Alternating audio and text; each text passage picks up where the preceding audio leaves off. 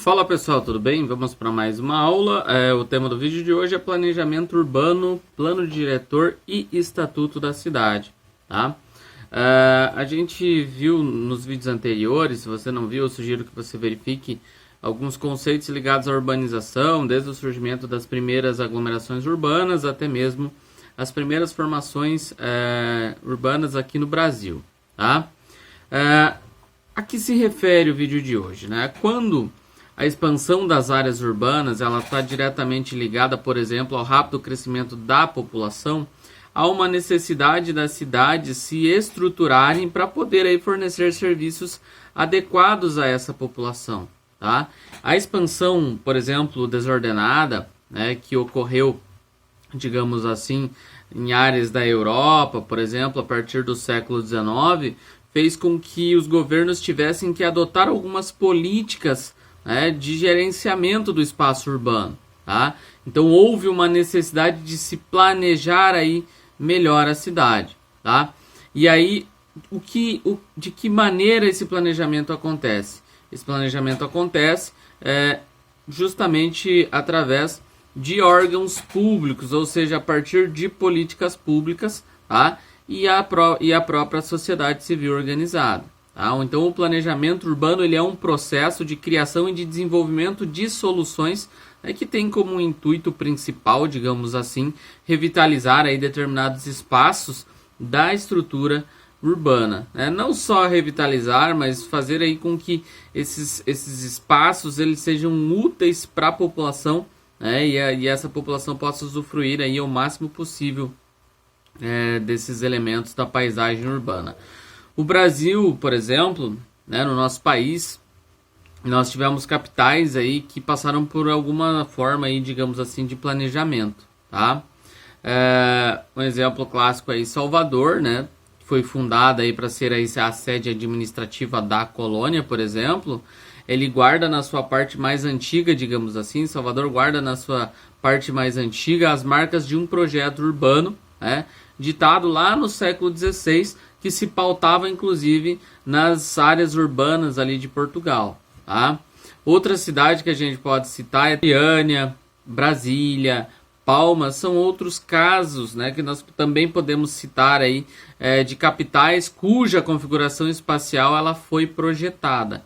Então o planejamento urbano ou ele ocorre durante o processo de formação da cidade, ou ele acaba sendo formado a partir de uma reestruturação de uma cidade já pré-existente. Tá?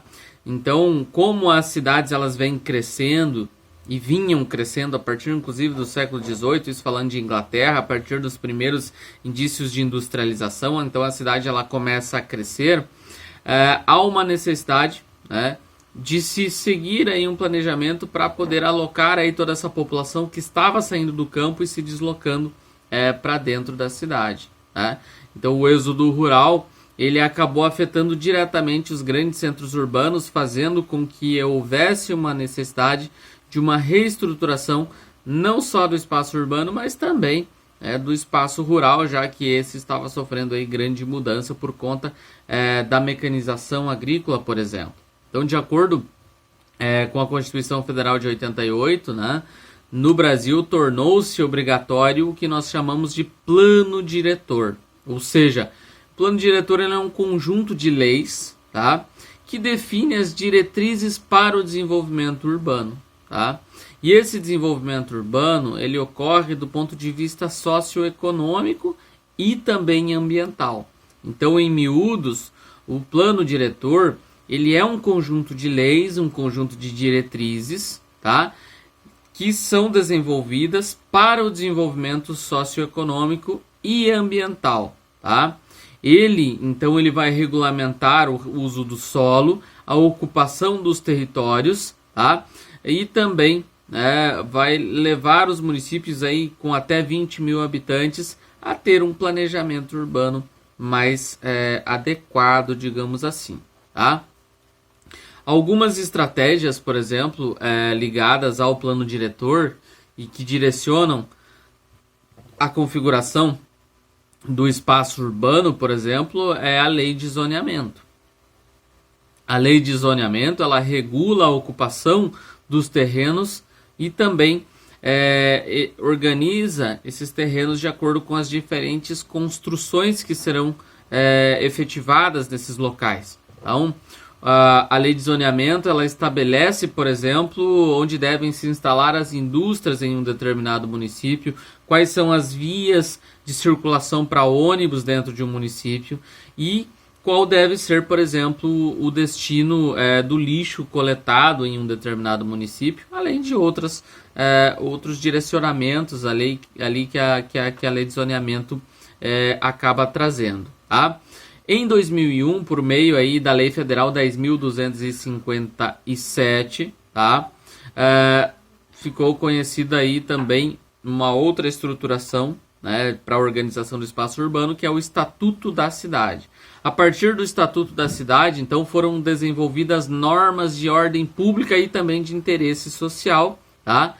E a partir disso houve uma regulamentação do uso da propriedade urbana, né, em prol do bem, digamos assim, coletivo, né, do ponto de vista de segurança e bem-estar de todos aqueles que estão no espaço urbano, sempre pensando também no ponto de vista, digamos assim, ambiental. Tá?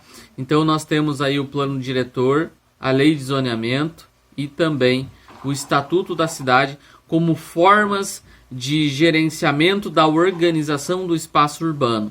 Então, através desses elementos, nós vamos ter aí a sociedade organizada, e para que se evite o aumento dos processos de periferização, para que se aumente, para que você não tenha o aumento, melhor dizendo, né, dos processos de precarização da vida pública no espaço urbano. Tá? Por exemplo, o plano diretor e o Estatuto da Cidade, eles não são apenas, digamos assim, documentos técnicos, né, para a organização do espaço urbano.